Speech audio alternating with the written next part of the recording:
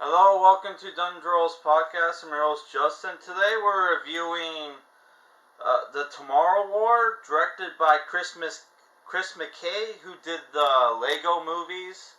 I'm talking about the ones with Chris Pratt, right? And Chris Pratt also stars and is an executive producer. The movie was written by Zach Dean and was put out by Amazon Studios, right? It stars Chris Pratt. Let's see the cast. Chris, Chris, Chris Pratt, Yvonne Strahovski from Chucky, right? She's in the movie. J.K. Simmons plays Chris Pratt's dad. Betty Gilpin, her wife. Sam Richardson is in the movie. So is Edwin Hodge, Jasmine Matthews, and Chloe from 24 is in the movie as well. I almost called it the show. If you don't know her, her name is Mary Lynn Raskub. Oh my god, that's her name. She plays Nora in the movie. You'll know her as, like I said, she was Chloe in 24. She was also in that one show, the Mr. Show, that sketch comedy show on HBO with David Cross and the guy from from Breaking Bad and that spin-off show, Sal Goodman. He played Sal Goodman, right? Yeah. So the movie, I watched it last night. And at first, I thought the movie was going to be generic, right? Because the premise sounds a little dumb. Which the premise is basically, I will say this: how they introduced the premise in the movie was pretty cool, right? And this is Neo Contra, by the way, for the PS2, which Jim Lee did like the character designs. And he did the cover for the game. Yeah. So like on Christmas, in Christmas night or whatever, Chris Pratt, who's an ex-military guy, who's like a science teacher, is at a Christmas party with his wife and daughter, and they're watching the World Cup, right? Which isn't the World Cup usually around summer? I'm pretty sure it's usually around summer because I used to watch like FIFA and stuff. Oh my god. Yeah, so like they're watching a game between Brazil and some other country, right? And what happens is that on the soccer field, right, this portal opens up and all these soldiers with guns show up, and then there's this young black woman with dreads who starts talking to everybody, and she's like, "We're from the future. We're in a war 30 years from now, and we're losing, and the enemy is not human, right?" Which I want to get into the monsters, right? So what happens is basically, like, the Earth's population in the future is getting wiped out by these man-eating aliens that are basically look like the Tyranids from Warhammer 40k. From Warhammer 40k, right? But they have these like tentacles that shoot spikes, just like the monsters from Edge of Tomorrow, which the movie feels like a combination of Edge of Tomorrow and Starship Troopers mixed with fucking Alien at the end of the movie. Which what happens is the Chris Pratt's character gets drafted where this actually made sense, because I always thought the premise, you're gonna recruit people from the past to fight in the future was kind of dumb. But how they do it is they pick people who are going to die soon. So Chris Pratt's going to apparently die in 7 years, right? And he already has kids, so it's not like there's going to be like time period. You would think those 7 years he might have done something great with his life, but I guess that's another thing in the movie. He feels like he's destined for greatness, but is it like is stuck at his like teacher job, right? So like yeah, he gets drafted. His wife, who helps people, helps veterans of the war, right?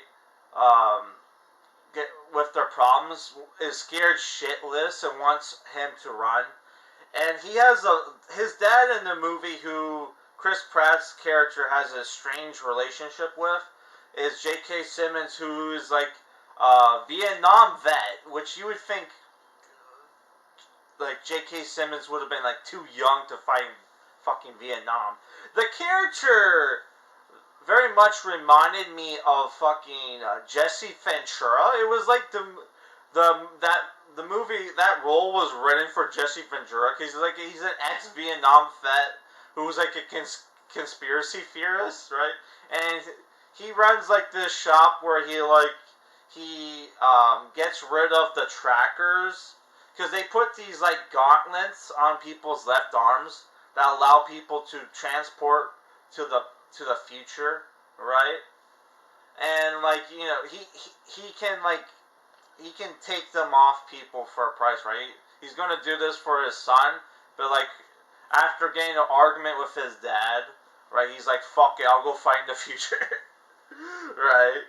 Oh my god! Which I really love this scene where they do like a flash forward in the beginning of the movie, right? Where you see him get teleported into the future, and they fuck up the teleportation. All the soldiers fall from the sky when they were only supposed to fall, jump from like 10 feet, fall from 10 feet up.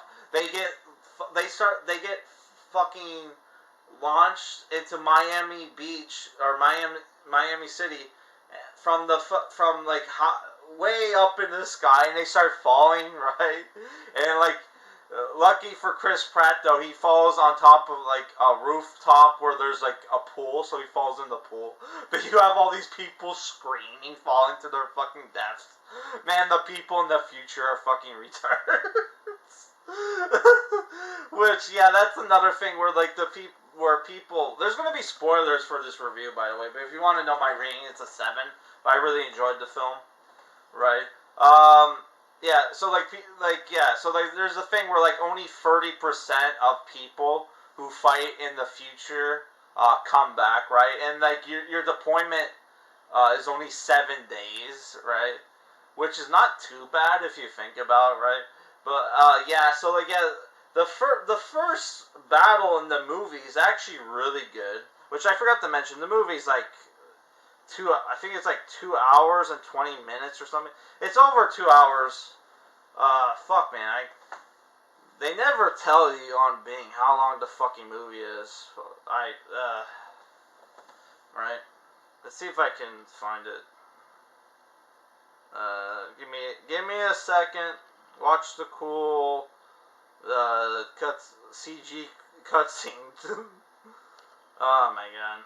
It was like around. I know it was like over 2 hours, man. Because I was like, I stayed up till like midnight to finish the fucking movie.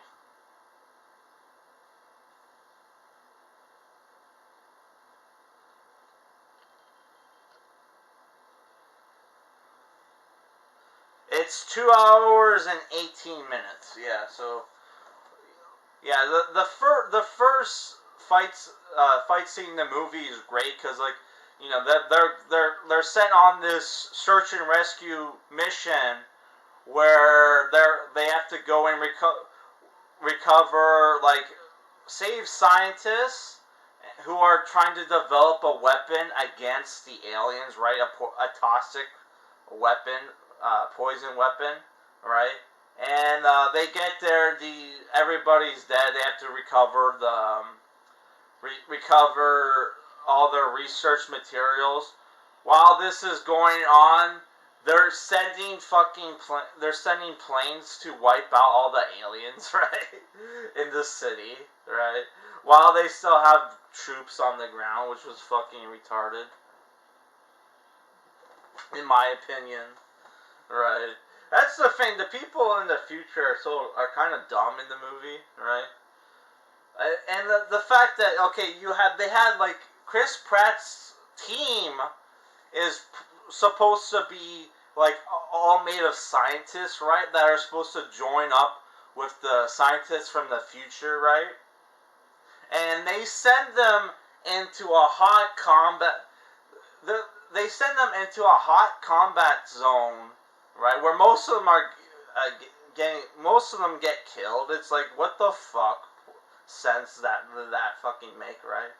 After that, the movie starts to get kind of lame, in my opinion, where you find out the chick on the radio that he was talking to when the commanding officer that he was talking to when he first shows up is actually his daughter living in the future, which was so cringe, man. And especially since like she didn't even, when she was looking at like who Chris Pratt's character was talking on the radio, she doesn't act shocked at all, right? Which you can argue, okay, maybe he told her in the past when he survived, because apparently he does survive. He did survive, right? When he went to the past. Sorry, when he went to the future in the past. Fucking, this is why I hate time travel movies. It gets complicated, right? So, yeah, so, like, she doesn't act shocked at all, and tells him about the plan to wipe out and kill all the aliens, right? Which some people thought there was, like, a feminist, like, tinge to the movie, because the female aliens are bigger and stronger than the males, right? But that's like a thing in like certain like animal kingdoms and bugs and shit like that. So that didn't really bother me, right? Because like the queen ants are bigger than the male ants, right? Sorry, the female ants, ants and like female bugs, right, tend to be bigger than the males, I think. I don't fucking know, right? So yeah, that didn't bother me. But people thought there was a few much. There's there was like a feminist thing there. I don't know. I didn't really think. I thought the movie was mostly like wholesome, right? Like the movie is pretty much like if you're looking for like a Father's Day movie, this is pretty much a Father's Day. Like, you know, this movie's about like relationships with your dad, because like you have his relationship with his daughter when he fights in the future, right? And then you have at the end of the movie, right? They lose the future war, right? And get sent back into he survives and gets sent back into to the present, right? And then, like, you know, there's this scene where him and his other war buddies, which is the one veteran of the future, of the Tomorrow War, who fought in, like, 4 tours, right?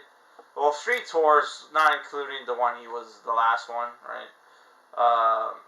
The reason why he keeps going back is because he's going to die in 6 months of cancer, right?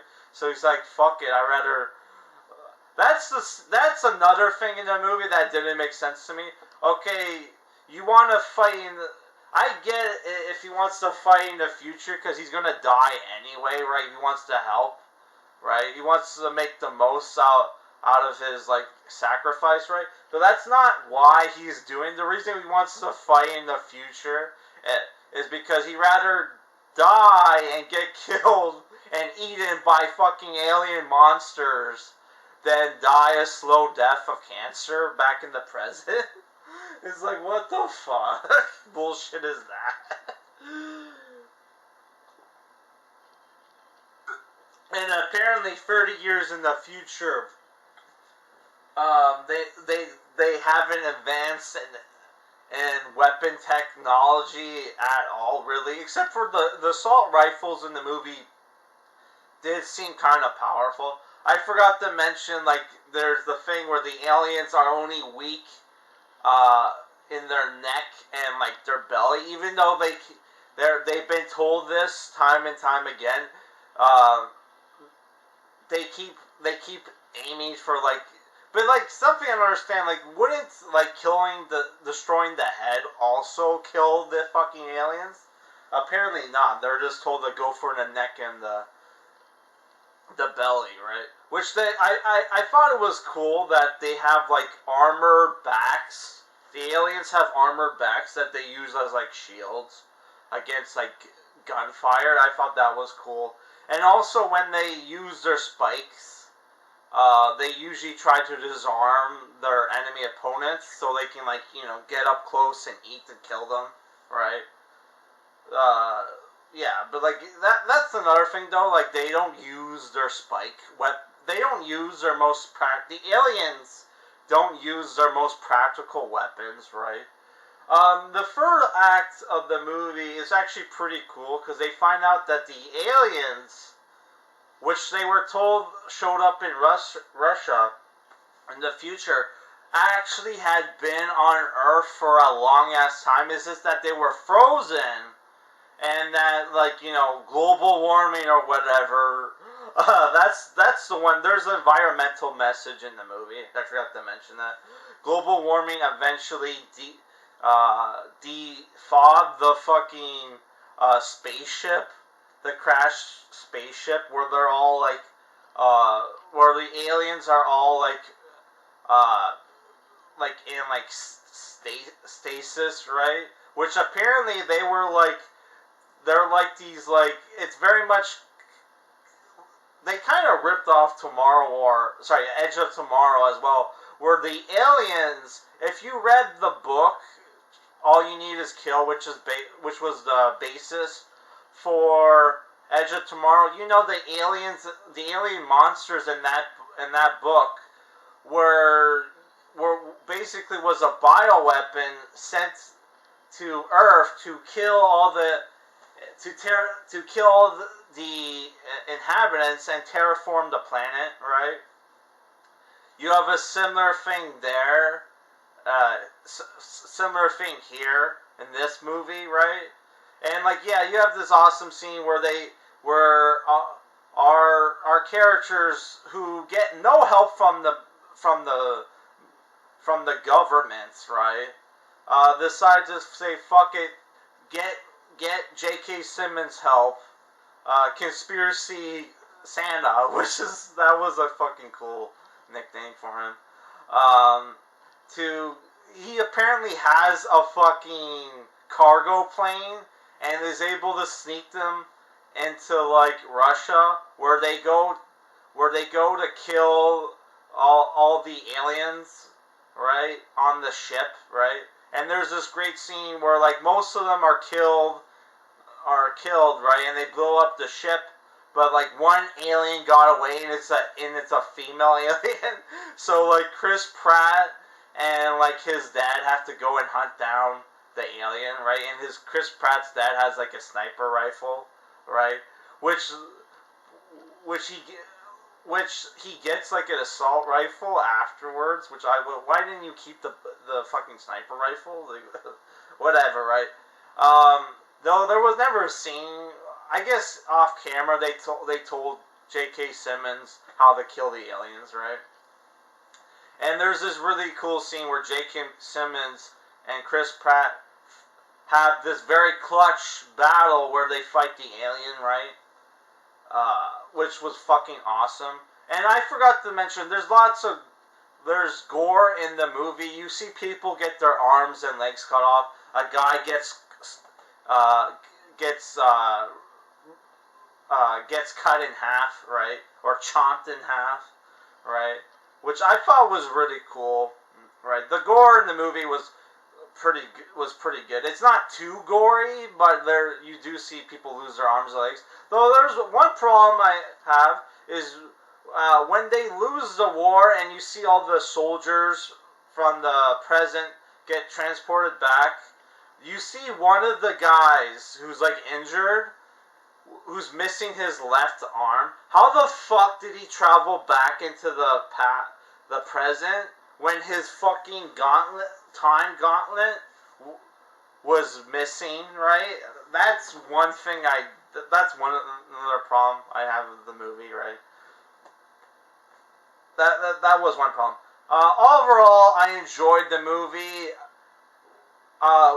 To me, this does, like, war movies, this is a good war movie because it's R-rated, right? And there's lots of action.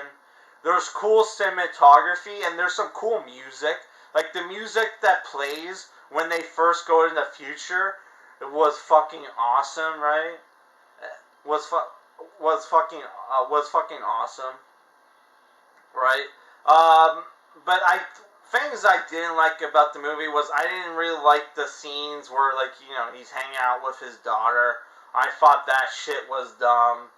Like, the movie kind of lost its edge at that point, but it got better at the third act of the movie where it turns into fucking aliens, right?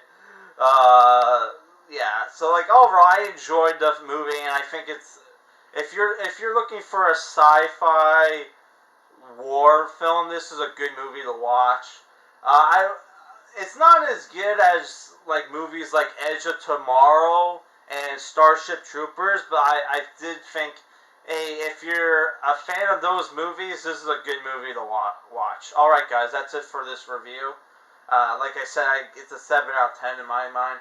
I don't know what I'm going to review, what my next movie review is, but, like, later today, I'm going to release my review for Digimon Tamers. So if you're a fan of anime, you're a fan of Digimon, make sure